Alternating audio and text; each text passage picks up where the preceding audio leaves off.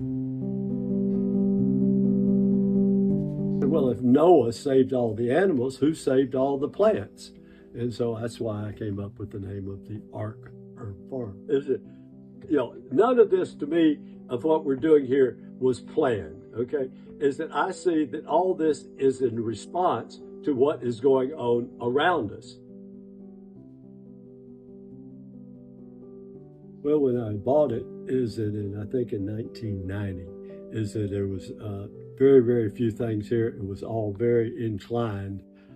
It was a almost 60 meters difference in altitude from the top to the bottom of the farm. And so I just made terraces because that seemed like the right thing to do. I was going to grow the culinary herbs and ship them to the US and to Europe because I grew in the dry season, and then as soon as it started raining, I decided I had to put roofs over all the terraces.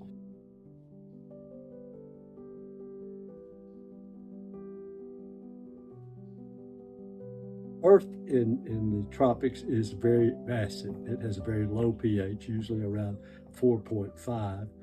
And plants, usually most plants like it about 6.5. And so I kept trying over the years to get my pH up by adding a lot of calcium, by adding a lot of organic material, and it never quite got there. And then when I stopped farming and took the roofs down and the terraces are flat, it held the water. When I had roofs over it, all the water ran off to the sides and was carried out. And so the rainwater wasn't getting to the ground. So I've realized then that around the world, all these cultures that lasted for hundreds and hundreds of years all had terraces open to the rain.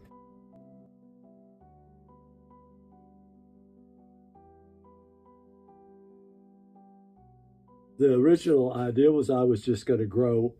I had a company and we were selling a little bit of herbs and spices here in Costa Rica and the food colorant, achote or annatto, pixina. And I wanted to keep adding to that. And so I started out by trying to export the fresh herbs just to see.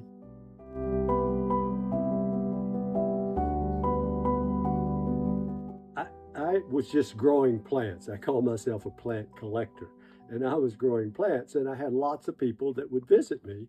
And one person was a young man from Canada, and we did 3 years of essential oil extraction here because that's what he was interested in. And I had a lot of the plants that you could do that from. And then after that, I had a French man here who was an artist, and we did the natural colorants for his artwork. So each time I would learn about the aspect of how the plants are used.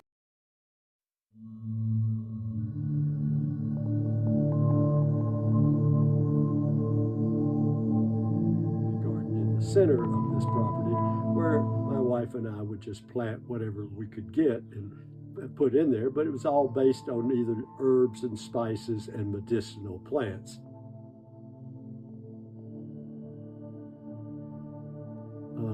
A lot of them were native when we first started, and then as we went forward, a lot of them were from all over the world.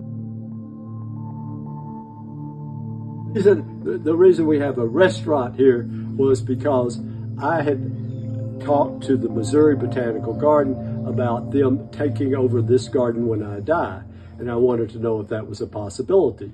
And their answer was pretty much, well, show us that it is a sustainable.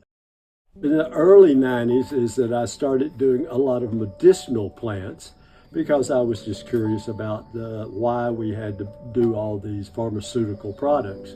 And so I ended up having about 100 small growers grow echinacea with me. So I'd gone through the medicinal, I'd grown the culinaries, and was selling the culinaries here in Costa Rica.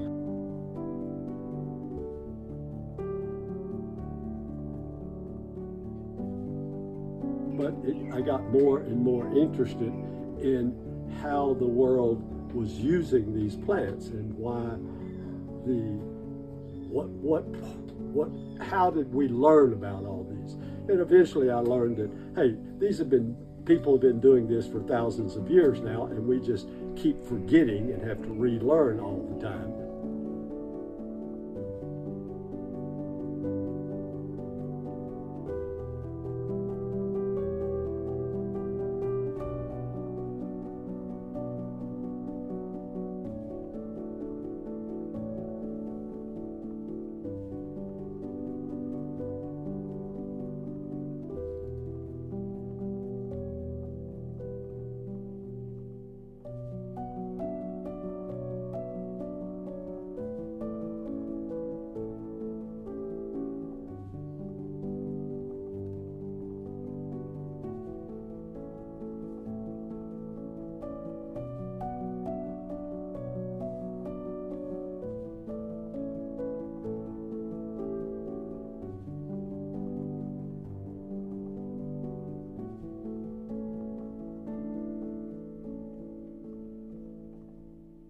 Recently, we constructed 12 cabins, very simple cabins with the solar hot water.